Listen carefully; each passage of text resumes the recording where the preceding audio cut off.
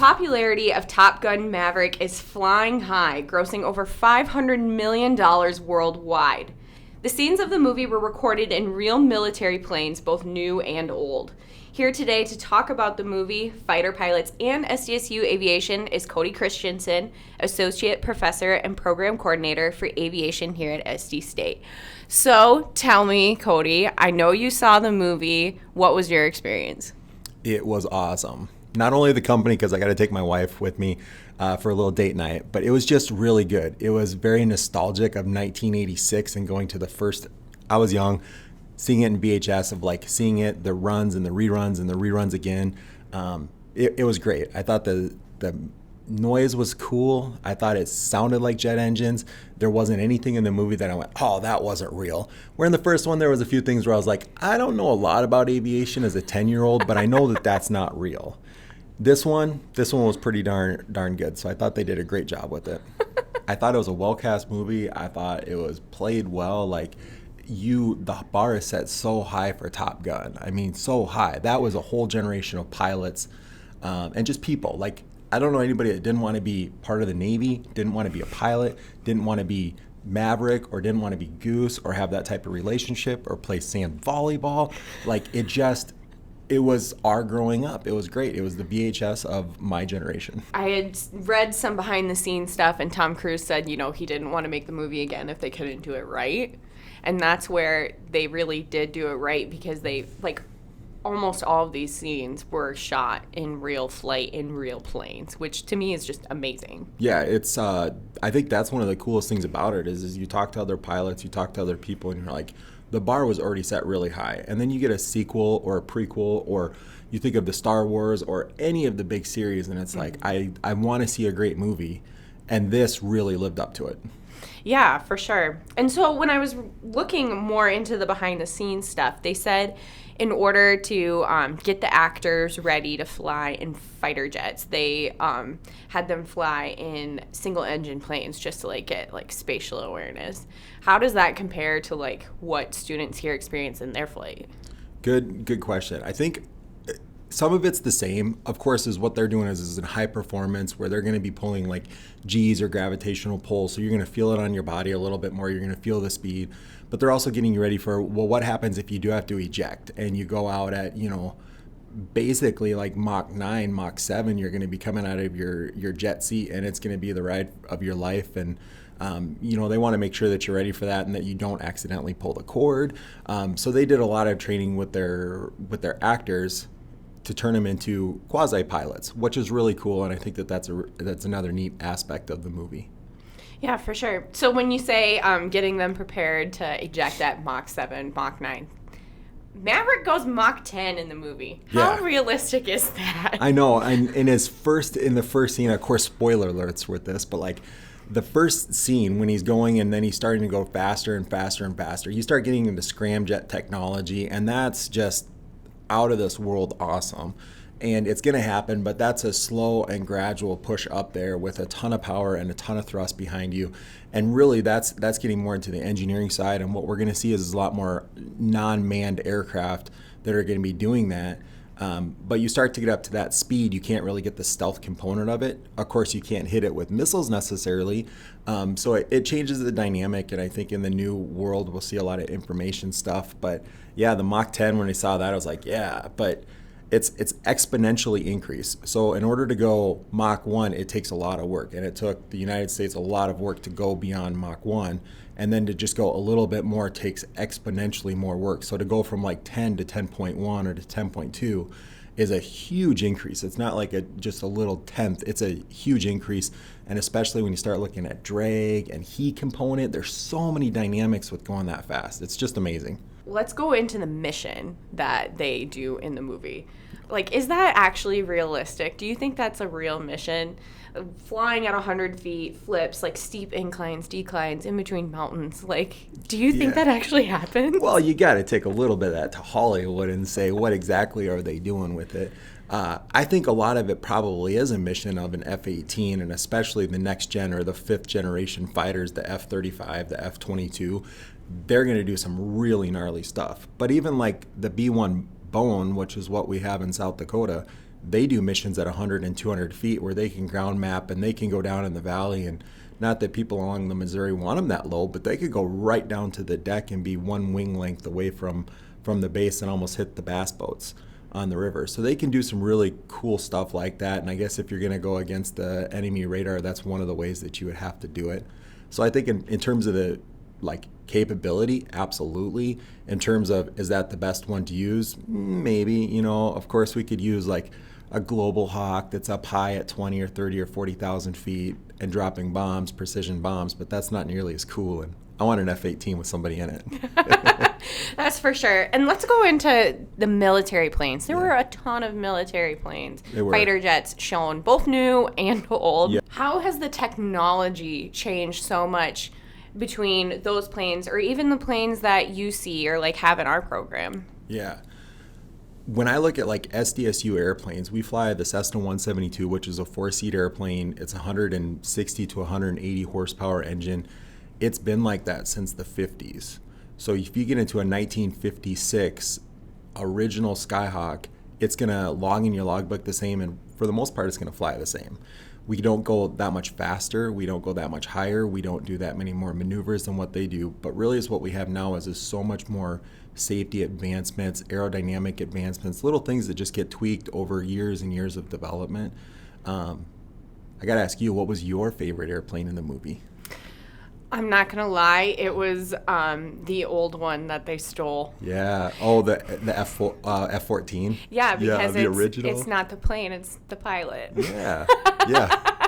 And talking about that safety stuff, you know, when they're trying to eject and they can't eject, but they end up managing landing safely. I don't know why. I just feel like things are like built more like hardier than maybe a Cold War plane, you know, maybe a little bit more solid. It was so fun to see that in the movie where it was like, you know, right after he hit Rooster and they punched each other and then they found it and it was like, oh, I knew exactly. Like, I heard that there was a good catch to the movie and I was like, okay, I'm waiting for it. And I thought, well, maybe somebody's going to die. Like, that's kind of what I went into. Mm-hmm. Of like, there's going to be a, you know, like an Independence Day or there's going to be an Armageddon type thing where, you know, somebody's going to have a thumbs up. No, they did it great where they, you know, he found an F-14. He got it started. He rolled it off. So I would say of the whole movie, like, that's the biggest one where I was like, that probably didn't happen. Oh, no. But it was fun. Like, for me, it was the P-51. But what's cool about that is that's Tom Cruise's airplane. Like, he has one. Or he has that one, which is just an amazing warbird. And that's when I always think of like, that's the original Ace Warbird. And so when they show it in the beginning of him fixing it or working on it and then him flying it, like that's a P-51. You might work on it for 20 or 30 or 40 hours in order to go fly it for 45 minutes, but that's just a remarkable airplane. And essentially his airplane is a one in the nation, one in the world type airplane. So it's cool. That is super cool. Well, I appreciate your perspective on the movie. If you haven't seen it, go see it. Yes, go see it. It is wonderful. Take mine and Cody's word for it. Yes. Even though students aren't necessarily flying fighter jets in your program, you got to get your start somewhere. Absolutely. I mean, we have an alumna from the program who actually flies fighter jets. Yeah, and we have multiple alumni that fly fighter jets, fly everything from U-2s to B-1s to B-52s, the big tankers, to helicopters, to F-16s, and one right now that we're really proud of is Amy. Amy Fiedler she's a Texas-born native, came in as a soccer player, wanted to do aviation, wasn't really talking about the military the whole time she was here, and then was like, I'm going to give it a shot. And she did, and she absolutely excelled, and now she's part of the Viper demo team. So she goes out and does single ship formation. So a lot of what she's doing is essentially what the Navy was doing with the F-18, except she does it with the F-16 for the Air Force. So she's bad. She's awesome. She is bad. She's great. And she also has, I don't know what you officially call them, but the flying names. You know, we talk about Maverick and Rooster. Hers is Rebel. Rebel. And that fits her to a T. Like, she's not one, when she was going to school, it's not like she was a bad student. She wasn't out of hand, but she would absolutely hold you accountable. And she was just a little bit of a rebel on the stuff, always on the safe side, so I appreciate her call name. I love that.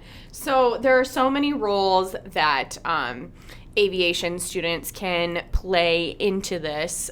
You don't necessarily have to be flying, but there are a lot of people like on the ground helping the planes as well. What are some examples of those kinds of roles? Yeah, absolutely. Like when you think of the military, they have all kinds of different people. They have the people that are sitting on the ground that are like maintenance control that will help you if you have any kind of mechanical error or issue. You can talk with them directly on that. Airlines have the same thing. Flight departments have that. So if you were interested in like, well, I don't want to fly. I don't want to pull the G's. I don't want to do that, but I want to be part of this mission. You can go do maintenance control. You can do operational control. On the military side, they have like a communications, or they'll have a logistics or a special ops, which is kind of the top secret person that helps you to navigate the mission. So if you're like, do I shoot this person, or do I take out this target, or is this the right one?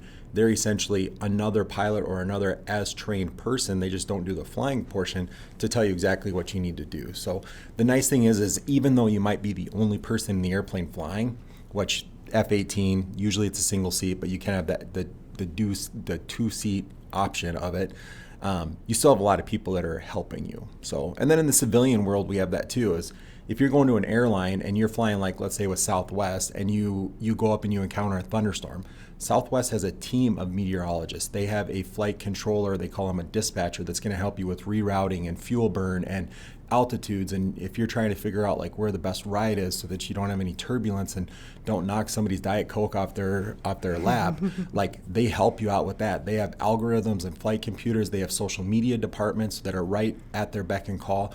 You could talk to a doctor if you need to. So if you have a medical emergency on board, you have a direct line to a doctor.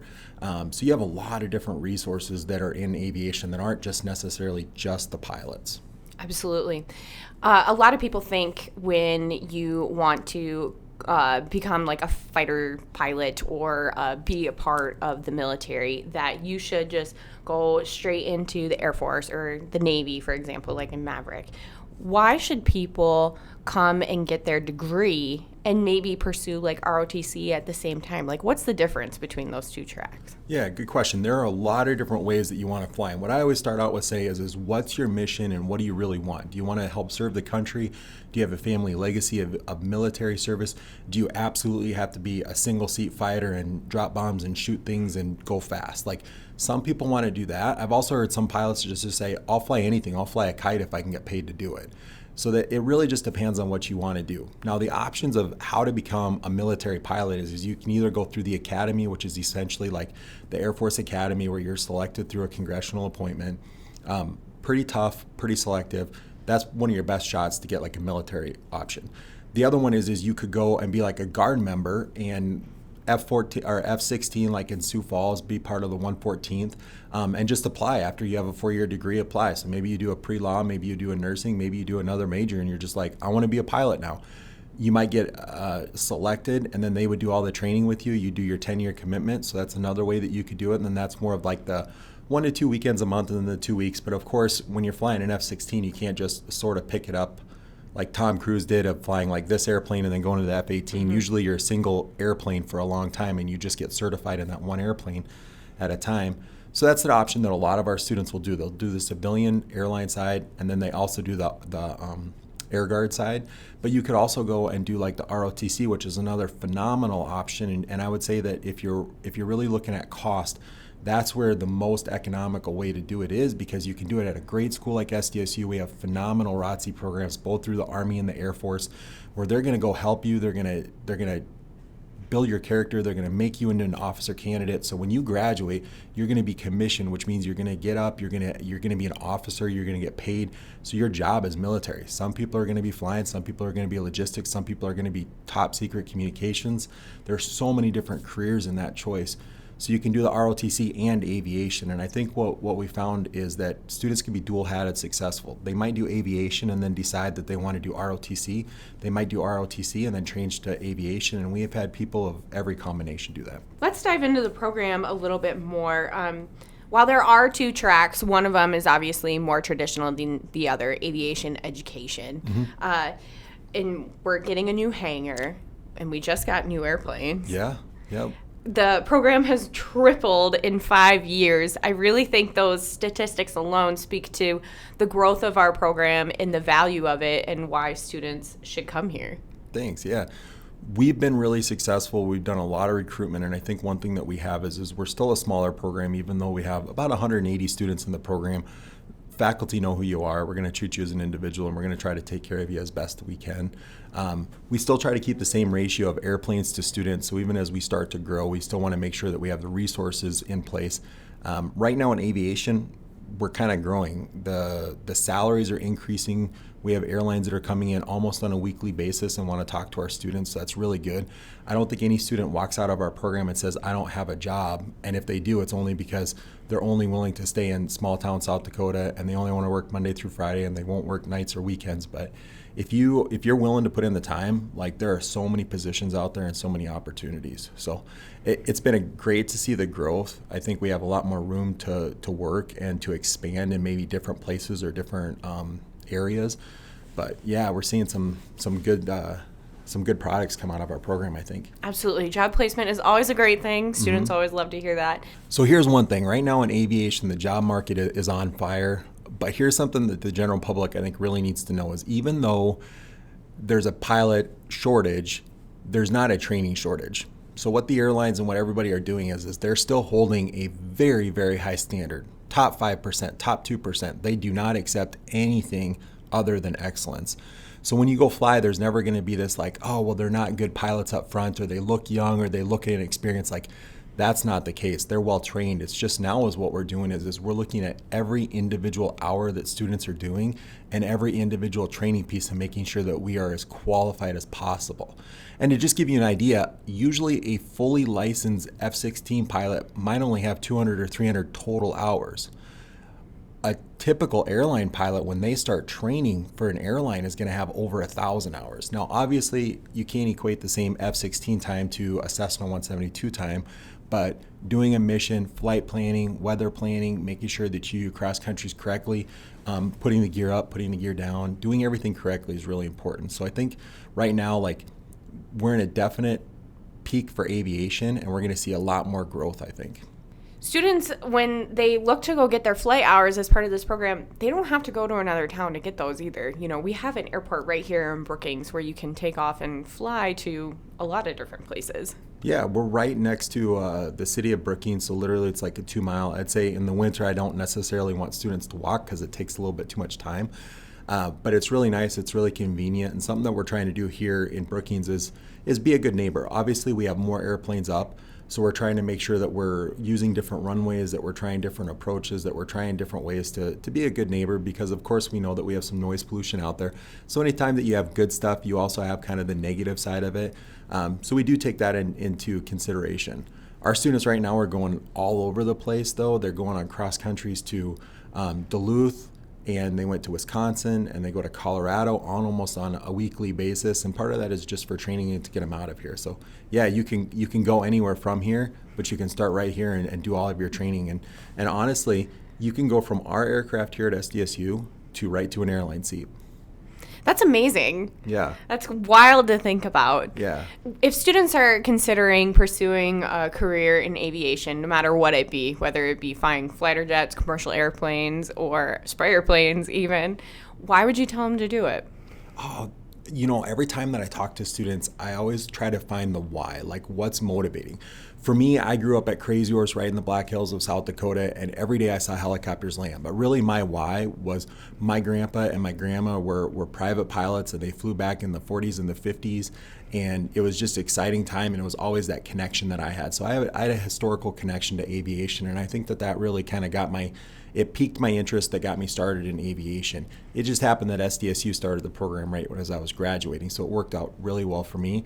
What I can tell new students coming in is have your eyes wide open. And then when somebody tells you something and you don't understand it, it's okay to say, I don't understand the words that are coming out of your mouth.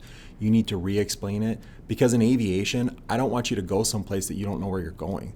Like in the movie, they talked a lot about this is our briefing and our debriefing. Now, mostly I'd say they're not going to do it in a loud hangar out in the middle of anything else, but that's how they did it in Top Gun. So you got to kind of have some historical points of it.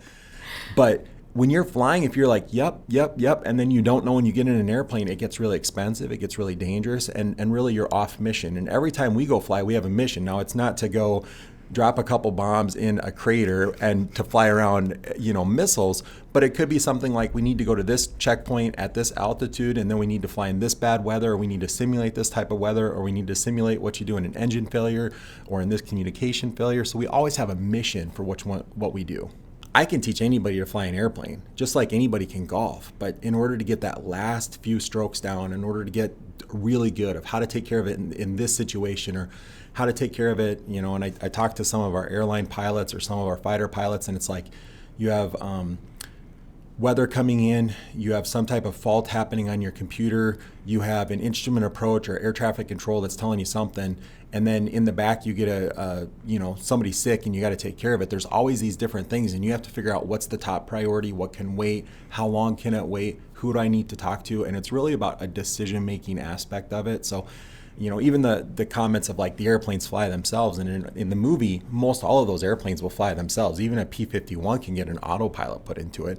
Not that anybody would fly an autopilot in a P-51, the old World War II warbird, because why would you have a warbird otherwise? Right. But the airplanes can fly themselves. What it's really about is what happens when an emergency does happen, and do you have somebody that's qualified and competent that can make a number of adjustments on the fly and can keep you safe. And in our industry, like, every accident is absolutely it's a cardinal sin, and we can't allow any accidents. We can't be 99% right. We can't be 99.99% right. Like, we got to be right all the time. And I think in our program, we take students that have zero flight time. We give them an airplane with a few hours, and we do some training, and we get them there safely. And we're going to bring them right from our program right to your airline. And there's never a time when a student would get through our program when I would walk on board an airplane and say, I wouldn't want my kids on that airplane. There's not one of our flight instructors that if my kids wanted to go for a flight, that I wouldn't throw them in the back of an airplane. Well, now my kids are a little wild, so I don't know if I'd want them on a flight, but like, all of our pilots are really capable. And that's what I love about the program is I know deep down in my heart that they're all good pilots. Well, and they're learning from you, so that makes it even better. The nice thing is we have a great team, whether it's our airport team or our flight instructors or our maintenance staff or even our operations side is we all try to work as best we can with the resources that we have to make sure that, every time that we're walking out, that we're not missing a step, because every time that you go through this mission planning or you're going through like trying to be successful is you miss one little thing, and that one little thing could lead to something else, that ultimately could lead to an accident. So we always want to be very cognizant of that. So when we do like our planning, when we make a decision, when we make a policy, we always think is this in the best interest of the program, and is this the best interest of safety too? You don't want to enter the danger zone. No danger zone for us. I mean, we can pull G's in our airplanes. We just can't pull 9 G's and 10 G's like they did. And I don't think anybody really wants to experience that. No, I've done 8 G's for a couple seconds, and it hurts. It's not fun. It's not like something that you ever want to do again, really. But it's fun. We haven't done it in our airplanes. Our airplanes can only go up to 4 Gs. But even our little 2,500 pound airplanes, that can be a 10,000 pound airplane in a 4G turn. So they can really be a lot of weight, and we have to manage that. Again, the energy management of it is you have to treat it differently when you're in a what we call a quote-unquote high G activity, or if we're going to go do a type of maneuver. But all of our students routinely do 1 to 3 Gs as part of their training, including negative Gs. And the floating your pen, or you see the YouTube clips of like the dog floating, that would be an example of like a 0 G.